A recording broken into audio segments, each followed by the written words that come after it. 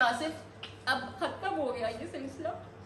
बस आपकी स्टेज क्या है, पहली है, दूसरी है, तीसरी है या फोर्थ है? तो सिम्टम्स क्या थे जो बहुत ज्यादा क्वेश्चन आते हैं? पता लग गया कि ट्यूमर है, बड़ी आंत का मसला निकल आया, इसमें कैंसर है। 5.8 cm का ट्यूमर साइज है मेरा।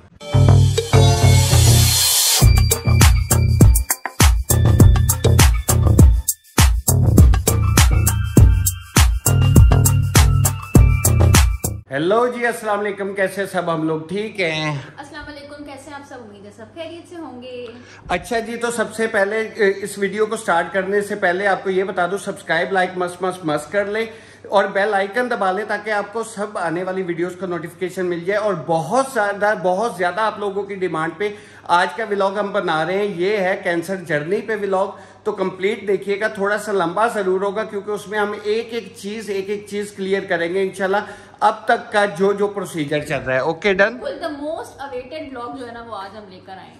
इंस्टाग्राम और टिकटॉक का लिंक डिस्क्रिप्शन में है, वहां पे भी जाके जल्दी से फॉलो कर लें जी। तो अब हम बैठ चुके हैं आप लोगों से शेयर करने के जो आसिफ की कैंसर जर्नी है, जिस तरह से शुरू हुआ था काम, हाँ वो कैसे हुआ है। अच्छा, सबसे पहले ये बात है रोजों की। रोजों में मुझे खाने पीने के इशू आ रहा था, मुझसे खाया पिया नहीं जा रहा था। तली हुई फ्राई चीजें तो खानी बहुत दूर की बात है, मुझसे सहरी भी नहीं की जा रही थी। आधा पराठा खाता था तो ऐसा लगता था पेट बहुत ज्यादा हैवी हो गया, फुल हो गया है। खैर उसके बाद मुझे रोजों में ही हो गया, थोड़े दिनों बाद पेन स्टार्ट, और मुझे पेन जा रहा था टांगों में, शुरू में टांगों में गया है पेन।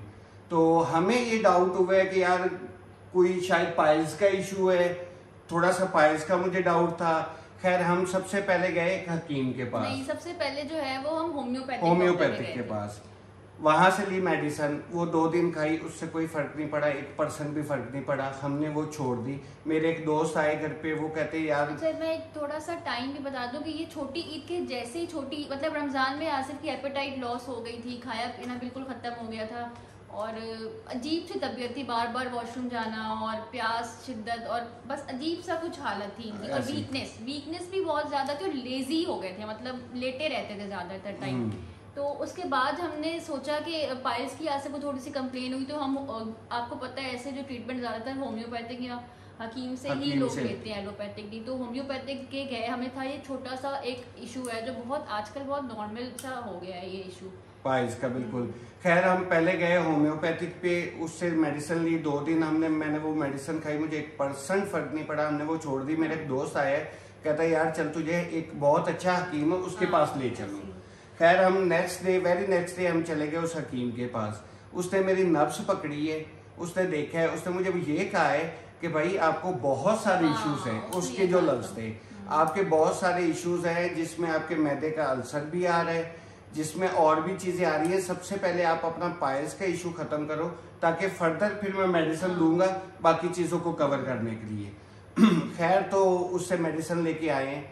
एक हफ्ते की खुराक थी, 1 हफ्ता मैंने खाई, मुझे कोई फर्क नहीं पड़ा। पता क्या हुआ, वो नहीं होता कि मर्ज बढ़ता गया जूं दवा की, तो आसिफ का जो है ना प्रॉब्लम बढ़ती ही चली गई, पेन बढ़ता गया। बस वो जब हकीम से दवाई खाई तो इनके लेफ्ट पार्ट जो ये लेफ्ट टमी में मेरे पेन शुरू हो गई। खैर फिर सब दोस्त इकट्ठे हुए, मशवरा किया बैठ के क्या किया जाए। तो वो कहता है कि यहाँ का लाहौर का डॉक्टर है, गैस्ट्रो स्पेशलिस्ट होता है, उसका बड़ा मुश्किल सा नाम है, तो वहां पे ले चलते हैं। खैर हम लोग गए फिर उसके पास। पहले एक डॉक्टर के पास गए, उसने आपको क्या कहा था ये बताने की बात है। उसने मुझे चेक किया, उसने मुझे लिटाया, मेरे पाँव की नब्ज से पकड़ा है, वहां से चेक करना स्टार्ट किया, मेरी टमी दबाई है। उसने मुझे कहा है कि भाई आप कोलोनोस्कोपी करवाओ, आपकी आंत में जो है ना वो है कैंसर है। नहीं, अल्सर वर्ड यूज किया था कि आंत में कोई गुठली बन गई है। उसने कहा आंत में गुठली बन गई है। तो मुझे एकदम से एक चीज सुन के बहुत तकलीफ, अजीब सा फील हुआ था हमें।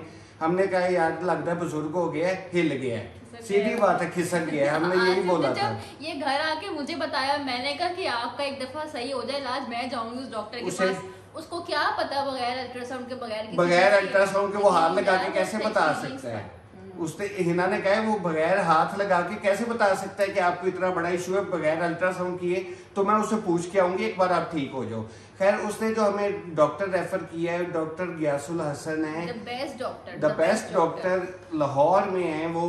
इकरा मेडिकल कॉम्प्लेक्स में बैठते हैं, हम खुद के बता देते हैं, अगर किसी को अल्लाह ना करे कोई इशू है तो उसे चेक भी करवा सकते हैं। हमने उनका टाइम लिया, उनका टाइम बहुत मुश्किल से मिलता है, बहुत बिजी डॉक्टर है, रश बहुत ज्यादा होता है उनके पास। खैर उनके पास गए, उन्होंने मुझे लिटाया, उन्होंने मुझे चेक किया, उन्होंने मुझसे सवाल किए 3-4 कहाँ पेन है। उन्होंने बिल्कुल हल्का सा एक का मुआयना किया और वो मुझे लगता है भाम गए थे मसला। उन्होंने जब मुआयना किया ना, मुझे कहते हैं कहाँ पेन है, जहां मेरे मुंह से ये वर्ड निकला है ना, मेरे लेफ्ट साइड में टमी में पेन है। उन्होंने कहा शाबाश, ऐसे हाथ में पेन पकड़ा हुआ तो उन्होंने ऐसे फेंक दिया, कहते हैं आपकी कोलोनोस्कोपी होनी है। मैंने कहा मैंने नहीं करवानी, मैंने सीधे लफ्जों में फौरन बोल दिया मैंने नहीं करवानी। छोटा सा यहाँ पे पॉइंट ऐड कर दूं कि कोलोनोस्कोपी जो है ना, बहुत लोग, मुझे मेरा इंस्टा भरा हुआ है कि आप सिम्टम्स बताएं भाई के हमें भी ये है हमें भी वो है, तो हम लोग डर गए हैं ये चीज देख के। तो कोलोनोस्कोपी एक एंडोस्कोपी की तरह प्रोसेस है जिसमें कैमरा डाल के जो है ना internal intestine, small intestine, Asif की लार्ज इंटेस्टाइन जो कोलोन होता है वो सारा जो है वो चेक किया जाता है। खैर उन्होंने कहा मैंने नहीं करनी, मेरी गफलत, मैंने एक हफ्ता डर के मारे मैंने नहीं करवाई। वो बकरीद आ गई थी, बीच में छुट्टियां आ गई 3, फिर इन्होंने सबने मुझे मिलके मनाया कि यार कुछ नहीं होगा, तूने तो बेहोश होना है। सबने नहीं, सिर्फ मैं उस टाइम, मैं आप लोगों को बताती हूँ, अब मैं अपना भी पर्सपेक्टिव थोड़ा सा बताती हूँ। अब जब कोलोनोस्कोपी की बारी आई, कोलोनोस्कोपी एक बहुत मुश्किल प्रोसीजर है, कुछ लोगों को पता होगा, तो नहीं पता तो आप लोग इसको सर्च कर सकते हैं, बहुत मुश्किल प्रोसीजर है। तो आसिफ ने कहा कि मैं ये नहीं कराऊंगा, जो मर्जी हो जाए ना, मैं यहाँ से दवाई ले लूंगा, वहाँ से इस होम्योपैथिक के चला जाऊंगा, इस हकीम के चला जाऊंगा मैं। और मुझे पता नहीं अल्लाह जाने एक सिक्स सेंस था या मैंने थोड़ी सी रिसर्च कर ली थी गूगल पे, मुझे था कि जो मर्जी हो जाए, मैंने आसिफ की कोलोनोस्कोपी करा के ही रहना, चाहे इधर की दुनिया उधर हो जाए, चाहे मुझे आसिफ को लड़के लेके जाना पड़े। और मैं अकेली थी जो कहती थी आसिफ चाहे जो मर्जी हो जाए, सही भी हो जाए ना तो हम कोलोनोस्कोपी करा के देखेंगे। बिल्कुल यही हुआ था। खैर हिना ने कहा, सारी रात आसिफ को दिमाग में हिना ने कहा सुबह जाना है कोलोनोस्कोपी करानी। हिना ने कहा जो मर्जी हो जाए कोलोनोस्कोपी करानी है। खैर बहुत मुश्किल से इसने मनाया कि सिर्फ आप कोलोनोस्कोपी करवाओ, आप कुछ ना करवाना, चलते हैं। सुबह मैं तैयार हो गया, डॉक्टर को कॉल कर दी, वेरी नेक्स्ट डे हम कोलोनोस्कोपी के लिए चले गए। कोलोनोस्कोपी से पहले भी एक प्रोसीजर होता है जो सारा कुछ फॉलो करना पड़ता है। वो एक रात पहले मेडिसिन देते हैं, वो मेडिसिन पीनी होती है जिससे पेट आपकी आंतें साफ होती हैं, वॉशरूम बार बार जाना पड़ता है। वो मैंने कर लिया था, वो मैंने लेके यूज किया है। वो करके भी मुकर गए, नहीं मैंने नहीं करानी। वो मैंने यूज किया और सुबह तक मेरे ख्याल में 38 टाइम्स वॉशरूम गया था उस दिन। तो डॉक्टर को मैंने बताया कि ऐसे 38 टाइम गया हूँ और ये प्रोसीजर, उसने कहा ओके आ जाओ आप। खैर हम चले गए, 4 बजे शाम को मेरा कोलोनोस्कोपी का टाइम था, 3 बजे हम पहुंच गए इकरा मेडिकल कॉम्प्लेक्स में। मुझे उन्होंने ड्रिप लगाई, थोड़ी देर बाद ही कॉल आ गई कि डॉक्टर ने कहा था एनेस्थीसिया में कोलोनोस्कोपी करते हैं। और कोलोनोस्कोपी क्या है ये थोड़ा सा बता दें कि पेनफुल नहीं है, आप बेहोश होते हो, आपको पता भी नहीं होता। कैमरा इंटरनल यूज करते हैं, वो जाके बड़ी आंत में यूज करके देखते हैं कि उसमें इशू क्या है। खैर बदल वो उन्होंने यूज किया, मेरा आधे घंटे का वो प्रोसीजर था, आधे घंटे का होगा। उसके बाद मुझे होश में लाए, ऊपर ले आए, मैं होश में था और सही था, कोई इशू नहीं आया कोलोनोस्कोपी जो है ना। अब मैं यहाँ पे एक पॉइंट ऐड कर दूं, क्योंकि आसिफ से ज्यादा ना इस टॉपिक पे मैं बहुत बोल सकती हूँ, क्योंकि मैंने इस पर इतनी रिसर्च की और आसिफ को भी मैंने बहुत इस चीज में गाइड, और लोगों को भी मैंने इंस्टा पे बहुत गाइड किया है। एक तो कोलोनोस्कोपी जो है ना वो पेनफुल नहीं है। सबसे पहले डायग्नोज चीज का होना जरूरी है। अब अक्सर लोग कह देते हैं हो तुम्हें एंडोस्कोपी का है, नहीं वो नहीं कराना, वो तो बहुत दर्द होती है। तुम्हें कोलोनोस्कोपी का है, नहीं वो नहीं कराना, वो तो बहुत दर्द होती है। उससे उस बंदे से इंसान पूछे कि तुमने कराई है जो तुम्हें दर्द हुई है या नहीं। मतलब आसिफ को लोगों ने मिसगाइड भी किया, नहीं वो तो बहुत मुश्किल है। मैंने कहा कि दुनिया इधर की उधर हो जाए, हमने कराना है। कोई कहता था सर्जरी है, कोई कहता था ये है वो है, माइनर सर्जरी ही कह सकते हैं। लेकिन डायग्नोज को होने के लिए ऐसी प्रोसीजर से हमें गुजरना पड़ना था। खैर वो डॉक्टर ने मुझे कहा आपकी अपनी तसल्ली के लिए, एक उन्होंने उसी टाइम कोलोनोस्कोपी की थी तो मुझे उस पेशेंट से मिलवाया, मैं जाके मिला, मुझे तसल्ली होगी। खैर मेरी कोलोनोस्कोपी हुई, आधे घंटे बाद मुझे इमरजेंसी में शिफ्ट कर दिया गया, मैं होश में आ गया। जब होश में आया मुझे हल्की हल्की होश थी, हिना सामने खड़ी हुई है, अब्बू सामने खड़े हुए हैं, मेरे दोस्त सामने खड़े हुए हैं सब। तो इतने में डॉक्टर आए, मेरा सैंपल लेके उन्होंने कोलोनोस्कोपी बताते कोलोनोस्कोपी में उन्होंने बेसिकली किया क्या, उन्होंने बायोप्सी ली ना, बायोप्सी ली उन्होंने। तो उन्होंने आके कहा जी इसकी बायोप्सी करवाएं। उन्होंने वो सैंपल दिया इन्हें, मुझे हल्की हल्की होश थी। मेरे एक दोस्त ने कहा शौकत खानम से करवानी है। तो जब शौकत खानम का नाम आया और बायोप्सी का नाम आया तो मुझे वो जेन में चल गया उसी टाइम। इन्होंने मुझे कुछ नहीं बताया, मुझे जेन में चल गया कि यार कैंसर वाली साइड पे बात जा रही है। खैर वहां से होश में आए, इन्हें डॉक्टर ने मेरे होश में आने से पहले इसे और मेरे दोस्तों को डॉक्टर ने अंदर अपने रूम में बुलाया। ये लोग गए, डॉक्टर ने इन्हें कहा कि मैं 90% ये कह सकता हूँ कि आसिफ को कैंसर है। मतलब उन्होंने ये कहा कि डायरेक्ट वर्ड नहीं यूज किया, जाहिर है उनको भी पता था कि एकदम से नहीं कहा। उन्होंने कहा कि हाँ मुझे चांस है कि कुछ अच्छे सिम्टम्स नहीं है, कुछ अच्छी चीज की निशानदही नहीं हुई जो मैंने कोलोनोस्कोपी देखी है उसमें। तो खैर काफी लंबी वीडियो हो जाएगी, जल्दी जल्दी से आपको बताते रहते हैं। तो उसके बाद इन्हें आइडिया हो गया था, वहां से घर आए, बायोप्सी हो गई, 7 दिन बाद बायोप्सी का रिजल्ट आया। वो 7 दिन जो है ना हमारी जिंदगी के मुश्किल तरीन थे। खैर 7 दिन बाद हमें रिपोर्ट आई तो हमें पता चल गया। रेहान गिरोगे आप? अब ये पता चल गया कि आसिफ की आंत में जो है ना, मैं अब इजी लैंग्वेज यूज कर रही हूँ, कोई ऐसा टर्म यूज नहीं कर रही कि सबको समझ आ जाए। बड़ी आंत जो है ना उसमें ट्यूमर था, ट्यूमर है, रसौली जिसे कहते हैं, वो रिपोर्ट में क्लियर हो। ट्यूमर जो है वो कैंसरस होते हैं 99.9% जो है वो। खैर उसके बाद हमने रिसर्च शुरू की, इन्होंने कि जी आसिफ का इलाज कहाँ से करवाना है। सब बैठे, इस पे प्लान हुआ, कराची आगा खान का हुआ, आउट ऑफ कंट्री रिपोर्ट्स गए ना यहाँ पे। जब पता लग गया कि ट्यूमर है, बड़ी आंत का मसला निकल आया, इसमें कैंसर है, कंफर्म हो गया। अब क्या सबसे बड़ा सवाल हुआ, क्या ये कहीं बॉडी में और भी स्प्रेड कर गया? फैला तो नहीं है। सबसे बड़ी टेंशन हमें टेंशन हुई थी कि फैल ना गया हो। जो है आसिफ को सिटी स्कैन सजेस्ट किया। जब पूरी बॉडी का सिटी स्कैन हुआ था, आप लोग यकीन करें, जब आसिफ अंदर थे सिटी स्कैन के लिए और आसिफ के एक दोस्त के साथ हम गए थे, उमैर भाई के साथ, और मैं और उमैर भाई, हमारी जो है ना वो ऐसा लगा था हम सूली पे लटक रहे हैं कि अब पता नहीं क्या रिपोर्ट आएगी। और मुझे उस चीज का आइडिया नहीं था कि उसमें क्या है, सिटी स्कैन क्यों हुआ है। अब हमें पता था कि सिटी स्कैन, आप लोगों को भी पता होगा कि किस वजह से हुआ, कि कैंसर के आया कहीं बॉडी में स्प्रेड तो नहीं हो गया।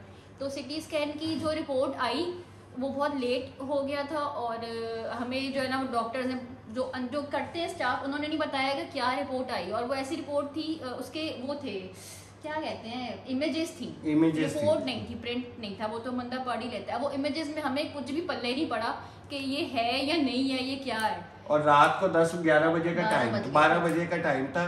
तो इन्होंने लाहौर डॉक्टर सर्च करने शुरू किए, क्योंकि हमारी कुछ डॉक्टर से ताल्लुक थे। तो डॉक्टर सर्च करके उन्हें बुलाया कि फौरन आए, हमने अभी ये चेक करवाना है। खैर हमने डॉक्टर्स को चेक करवाया, उन्होंने कहा अल्लाह का शुक्र अदा करो ये कहीं फैला नहीं है, एक ही जगह पे है। खैर फर्दर फिर ये हुआ कि जी मुझे पता चला कैंसर है, फिर वो हम आगे चले। उसके बाद आ गया हमारा इलाज का टाइम, जिसमें हमने, मैं आपको जल्दी से एक चीज बता देता हूँ, सिम्टम्स क्या थे, जो बहुत ज्यादा क्वेश्चन आते हैं। सिम्टम्स और सबसे ज्यादा क्वेश्चन ये आ रहा है कि सिम्टम्स क्या है और डायग्नोज मतलब कैसे हुआ, किस टेस्ट से डायग्नोज? ये कोलोनोस्कोपी से डायग्नोज हुआ था, बायोप्सी होके।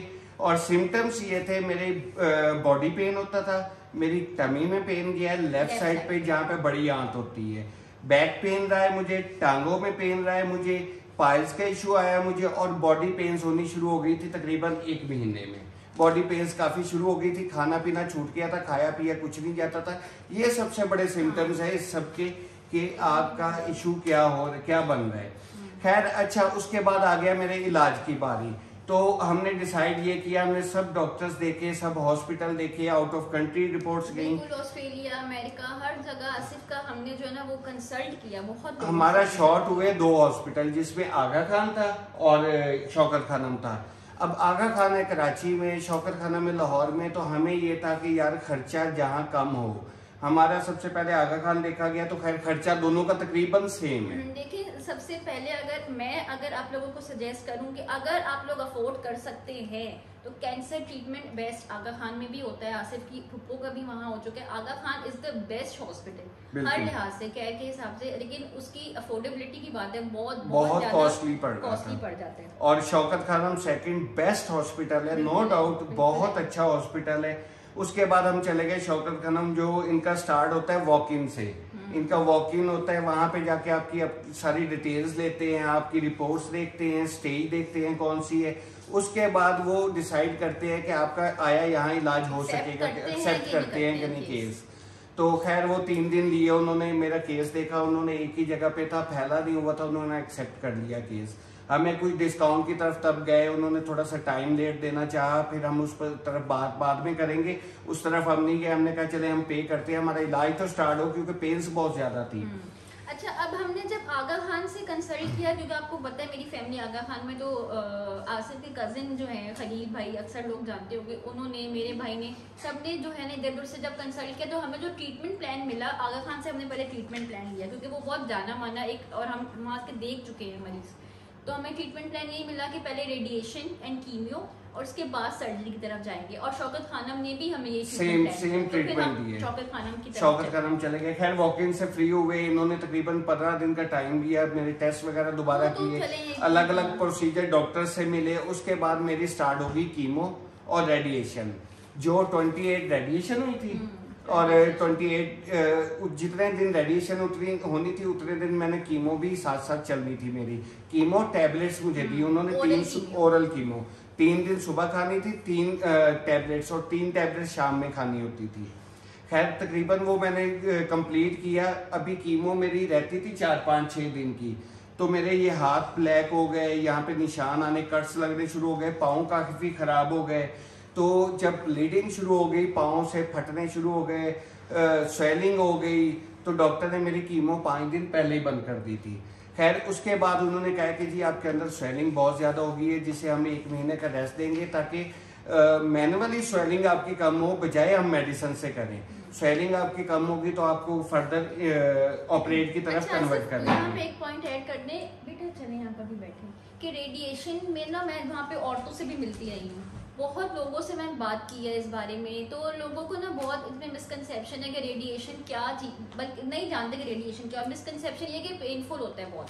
तो ये थोड़ा सा बता दें। नहीं, 1% भी पेनफुल नहीं होता। मेरा जो नॉर्मली इंसानों का 7-8 मिनट का वो प्रोसीजर होता है, मेरा 5 मिनट का था। 1% पेनफुल नहीं है, 1% भी इशू नहीं है। ऐसे लगता है जैसे मेरे पेट पे हो रही है ना, तो पेट पे वो मशीन चल रही है, मेरी रेडिएशन हो रही है, तो मुझे ऐसा लग रहा था जैसे च्युइंटी चल रही है, इससे ज्यादा कुछ भी नहीं था। जिसे हम कहते हैं लेजर ट्रीटमेंट, एक रोबोटिक चीज होती है, रोबोटिक चीज है। पर उसका बाद का बहुत इशू है, उससे पेट में मेरे स्वेलिंग हुई है, ठीक है, मेरी बड़ी आंत स्वेल हो गई थी, मेरी किडनी स्वेल हो गई थी, मुझे पेन काफी ज्यादा रहने लग गया था, मेरा वॉशरूम ज्यादा मुश्किल हो गया था। ये इश्यूज उसके आते हैं। देखिए हर पेशेंट, हमने ऐसे ऐसे पेशेंट वहाँ पे देखे जो आपसे पता नहीं डबल 4 गुना उम्र के थे और अपने पैरों पे आ रहे थे और पैरों पे जा रहे थे, खुद चल के आते थे, रेडिएशन करवाते थे, चले जाते थे, पता भी नहीं चलता था। और मैं व्हील चेयर पे जा रहा था क्योंकि मुझसे चला भी नहीं जाता था। हर मरीज का मैं ये कहना चाहती हूँ कि अपना है, किसी को पेन होती है किसी को नहीं, लेकिन जो रेडिएशन का वो जो एक पर्टिकुलर प्रोसीजर है ना, जब आप रूम में होते हैं, जो लेजर ट्रीटमेंट है, जो रेडिएशन जो शॉट है, वो तकलीफ नहीं, वो पेन नहीं है, 1% उसमें पेन नहीं है। खैर अब हम रेस्ट पे हैं, अब हम 1 मंथ के रेस्ट पे हैं। हमने लिख लिया था ताकि कोई मिस ना हो, आपको जितना गाइड कर सके कर दे। अब उन्होंने कहा था 1 महीना रेस्ट है, उसके बाद स्वेलिंग खत्म होगी तो हम फर्दर ऑपरेट की तरफ कन्वर्ट करेंगे, ऑपरेट की तरफ जाएंगे। अब मेरे ख्याल 15 दिन तो हो गए हैं मुझे रेस्ट पे। 15 दिन में आपके सामने वीडियोस भी आ रही हैं कि मुझे जाना पड़ता है हर दूसरे-तीसरे दिन हॉस्पिटल के, पेन होती है, पेन अभी प्रॉपर खत्म नहीं हुआ, नहीं रुक रही है मेरी पेन नहीं रुक रही। अब कल भी एक डॉक्टर का टाइम है, वो पेन स्पेशलिस्ट ही हैं जिनका टाइम है, तो कल उधर भी जाना है। वो भी जो होगा साथ में प्रोसीजर आपको बताएंगे क्या कहते हैं डॉक्टर। अब ये है कि ट्यूमर का साइज श्रिंक किया उन्होंने, 5.8 mm था, CM था, CM 5.8 CM का ट्यूमर साइज है मेरा, जो उन्होंने रेडिएशन और कीमो से श्रिंक किया है। और वो कह रहे थे 2 CM हो जाए या इससे छोटा हो जाए, फिर हम ऑपरेट की तरफ जाएंगे ताकि ऑपरेट इजी हो जाए।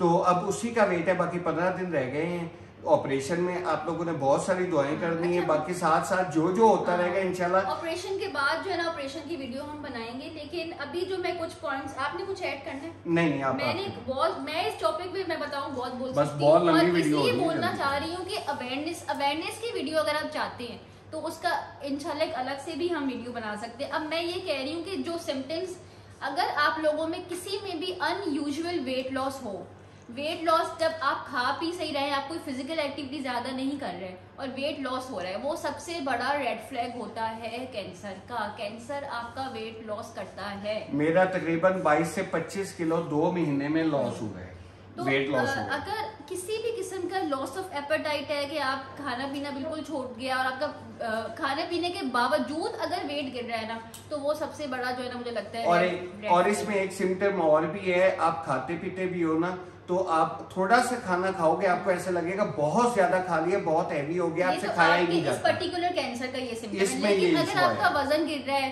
आपके जिस्म के किसी पार्ट से ब्लीडिंग हो रही है अनयूजुअल, तो ये कैंसर की सिम्टम्स हो सकते हैं। फौरन किसी भी आम डॉक्टर को ना दिखाएं, जनरल फिजिशियन के पास ना जाएं, स्पेशलिस्ट के पास जाएं फौरन से। सबसे पहले स्पेशलिस्ट से, क्योंकि देखिए हमने कुछ 2 महीने 1.5 महीने 2 महीने जाया कर दिए, क्योंकि हमें तो ऐसा कोई सिम्टम नहीं आया था, आपका वेट लॉस नहीं हुआ अच्छा था। इसमें आपको ये भी बता दूं, आप बात सॉरी काट रहा हूँ, स्टेज क्या है, ये बहुत सवाल है, बहुत ज्यादा सवाल है। आपकी स्टेज क्या है, पहली है, दूसरी है, तीसरी है या 4th है? तो मेरी 3rd स्टेज है, इसमें 3री स्टेज है मेरी। पर इसमें मुझे बेनिफिट इस चीज का है कि मेरा कैंसर फैला नहीं, एक ही जगह पे है। आसिफ का जो कैंसर है वो लोकलाइज्ड है, एक जगह पे है, और वो जो किस्म का कैंसर है आसिफ को पर्टिकुलर, वो बहुत जल्दी स्प्रेड होने वाला नहीं था अल्हम्दुलिल्लाह। इसलिए आज हम जो है ना वो थोड़ा सेफ साइड में है। अच्छा, अब आसिफ के जो सबसे इम्पोर्टेंट रोल प्ले किया कि वजह क्या बनी, जो हमने डॉक्टर से समझा, जो हमने देखा, वो है आसिफ की फैमिली हिस्ट्री। आसिफ की जीन्स में कैंसर जो है वो था, जो हमें भी नहीं पता था कि कैंसर, सिवाय ब्रेस्ट कैंसर के मुझे इस बारे में इंफॉर्मेशन नहीं थी कि कैंसर जीन्स से जो है वो फैलता है। कोई बात नहीं बेटा, आने दो।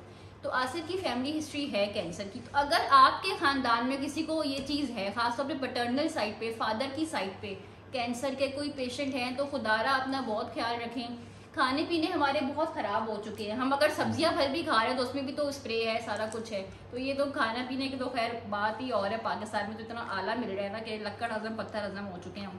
तो फैमिली हिस्ट्री अगर है ना, तो फिर आपको मेरा ख्याल एनुअल जो है ना अपना चेकअप करवाना चाहिए, क्योंकि डॉक्टर ने मुझे ये चीज बोली है कि आप अपने सब कजन्स को कहिएगा कि इस चीज में बहुत एहतियात करें, जिससे ये सिम्टम्स है वो अपना चेकअप साथ साथ करवाता रहा करें। अच्छा, अब आप पेशेंट का किस तरह से एक ख्याल रख सकते हैं, जो मैं इतने अरसे से कर रही हूँ, तो मैंने सोचा ये एक थोड़ा सा आसिफ को पता क्या इशू हो रहा है। कोई बात नहीं यार, लोगों को अवेयरनेस देनी है मैंने यहाँ पे। देखिए, सबसे पहले जो पेशेंट को चाहिए होती है ना, वो चाहिए होती है उसको मॉरल सपोर्ट। एक तो पेशेंट की अपनी विल पावर, जो अल्हम्दुलिल्लाह मुझे उम्मीद नहीं थी, पर आसिफ ने बहुत बहुत विल पावर से यहाँ तक का सफर तय किया है। ठीक है, जब मॉरल सपोर्ट अगर कोई आ जाए, हाँ पंजाबी ने लो तेरा तो इतना वजन गिर गया, हो तेरा की हो गया, हुन तेरा की होगा, मुझे देख के सब कहते हैं। लेकिन ऐसे लोगों को अपने पेशेंट से दूर, आपको इतना हवा ही नहीं हुआ। नहीं, मुझे कुछ लोगों ने कहा कि यार इतना ज्यादा वेट लॉस हो गया यार, प्यार करने वाले थोड़ा देख के हैरान होते हैं, टेंशन लेके लेकिन कुछ लोग होते हैं ना जो हमारे डरा देते हैं, सीधे लफ्जों में, तो इद्दा हो जाएगा, हुन तो उद्दा हो जाएगा, या नेगेटिव जो भी बात करे उसको अपने घर से दूर रखें, लिख के लगा दे। अपने करना तो दूर रखो, कान ची गल पैनी ना दियो। फलाना कैंसर का मरीज था हमारे खानदान की, मामी का, चाची का, दादी का, वो तो मर गया था, वो तो इसको ऐसे हो गया था। तो खुदारा ऐसे लोगों की बातों पे कान ना धरे। एक मरीज को आके ये बोलो कि जी मेरे चरदादे परदादे को कैंसर सी, उसे ये हुआ, वो मर गया।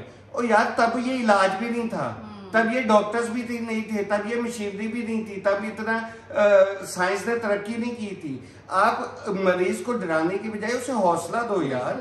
मैं कहता हूँ मेरी अल्हम्दुलिल्लाह मेरी वाइटी फैमिली, मेरी अपनी फैमिली, मेरे खानदान पूरा, मेरे दोस्त सब अल्हम्दुलिल्लाह यार ऐसे मजबूती के साथ मेरे साथ खड़े हैं। चीजों ने हमें बहुत सपोर्ट दिया कि आसिफ की फैमिली, मेरी फैमिली, आप लोग, आप आसिफ के दोस्त, देखिए वो देखा जाए तो आउट ऑफ फैमिली के थे, लेकिन उन्होंने भी हमारा बहुत साथ मॉरली भी और आना जाना सब कुछ करने में भी, मुझे लेके जाना आना, मेरा छोटा भाई सब यार रात को 3 बजे कॉल करता हूँ ना, अल्लाह की कसम सब कहते हैं यार 2 मिनट रुक जा, हम पहुंच रहे हैं तुझे लेके। इस चीज में हम लकी ये वो दोस्त हैं, ये वो मेरा भाई है, ये वो मेरे सारे फैमिली मेंबर हैं जो अपना मोबाइल रात को साइलेंट पे करते थे, और पिछले 6 महीने से इन्होंने मोबाइल साइलेंट पे नहीं किया कि कहीं रात को आसिफ की तबीयत खराब हो, उसे जाना पड़े, हमारा मोबाइल साइलेंट पे ना हो।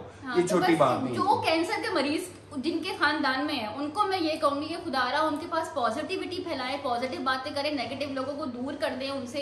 अच्छा, उनको अच्छी जिंदगी, आप इस तरह ये नहीं कि उसको एक कोने में पड़ा रहने दें और उसको इग्नोर कर दें, उसको अच्छी ताज़ा हवा में ले जाए, पॉजिटिविटी बच्चों के साथ, मतलब किसी तरह इन्वॉल्व कर लें कि वो ऐसी फजूल खराफात से जो है वो दूर रहे। और सेकेंडली ये सारी वीडियो पूरी होने से पहले मैं ये बता दूं, आपके अभी भी कुछ क्वेश्चंस होंगे, कई लोगों के माइंड में कुछ ना कुछ क्वेश्चन रह जाते हैं। हमें अगर कुछ बोल गया तो माजरत हमें बता दीजिएगा, इसी वीडियो के नीचे कमेंट करते रहें। अगर तो क्वेश्चन 10, 15, 20 हो गए तो हम एक Q&A की इसी पे और वीडियो बना देंगे, उस सब क्वेश्चन का रिप्लाई कर देंगे। सिर्फ आसिफ की तो हमने ज्यादा इसमें बात की, और कैंसर अवेयरनेस के बारे में मैं बहुत बात करना चाहती हूँ, तो अगर आप देखना चाहते हैं तो पार्ट 2 लिख के आप लोग कमेंट करें और क्वेश्चंस भी जो है क्वेश्चंस भी कर दीजिएगा ताकि हम उनका रिप्लाई कर दें। और ये वीडियो लंबी हो रही है इसलिए हम चाह रहे हैं कि यार जितना हो सके, देखिए हम दोनों बनना चाह रहे हैं कैंसर पेशेंट के लिए, कैंसर फैमिलीज के लिए मोटिवेशन। बिल्कुल हम हैं आसिफ, बहुत मुझे मिले हैं जो शौकत खाना में भी हमारे पास हमें आके कहते हैं कि आप लोगों से हमें हिम्मत दी, और हमारी हिम्मत क्या है, आप लोग हैं, हमारी हिम्मत आप लोग हैं। बहरहाल इंशाल्लाह मोटिवेशन बनना चाहते हैं और बन के रहेंगे पूरे हौसले के साथ और हिम्मत के साथ। इसका इंशाल्लाह ताला एक दिन वो आएगा, हम दोनों हाथ पकड़ के आपके साथ खड़े होकर कहेंगे कि यार हमने कैंसर को हरा दिया, हम सब जीत गए, आप लोग और हम। इंशाल्लाह इस दिन का मुझे वाकई बहुत इंतजार है कि मैं वो वीडियो बनाऊं, कि मैं आसिफ को कहूँ कि आसिफ अब खत्म हो गया ये सिलसिला। बस आप लोगों का साथ चाहिए। इंशाल्लाह दुआ में याद रखिएगा। कल मिलेंगे एक नए व्लॉग में। ओके, टेक केयर, अल्लाह हाफिज।